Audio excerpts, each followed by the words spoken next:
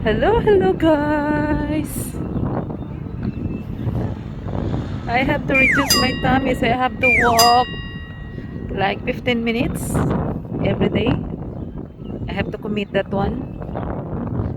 So this is a children's park area. At night it's very nice here.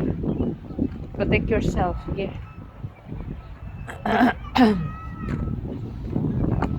So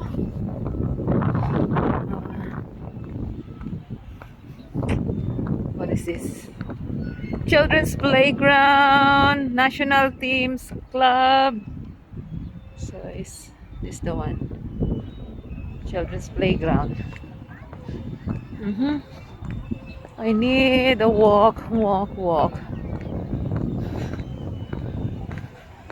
Kaysa naman uupo after eating. Oh, they have a very nice tiles. This one, guys. It's not a bricks.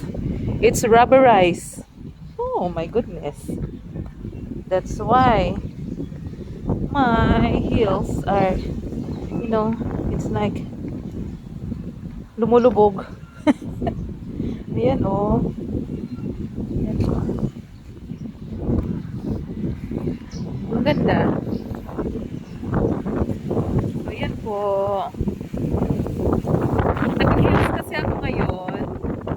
So next time magbabaon ako ng rubber shoes kasi after eating you have to walk. Okay? Here also guys, this green pathway, it's a rubberized also.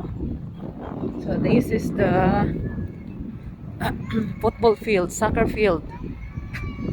Ilang training area. So it's gonna be busy in the coming years because the PIPA 2022. Okay, so this is the goaler.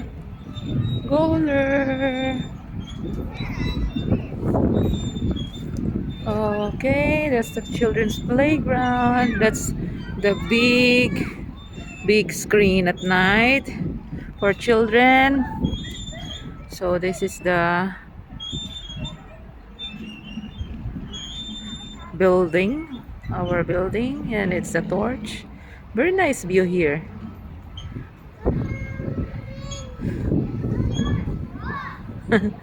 Children are playing. Nice. So I need to do this even 15 minutes after lunch. It's just outside the vicinity. I have to reduce my tummy. And then at the back side is the stadium. So later part we will get to see there. In the sky, nagumpisa na kog lakad-lakad, kuyok lang ko oh. Dako pero kuyukan day. Sharo di mo gamay akong tiyan ani. Oh, rubberized pag yun ako ang pathway. Nice. Yay! At least na ako exercise mode to after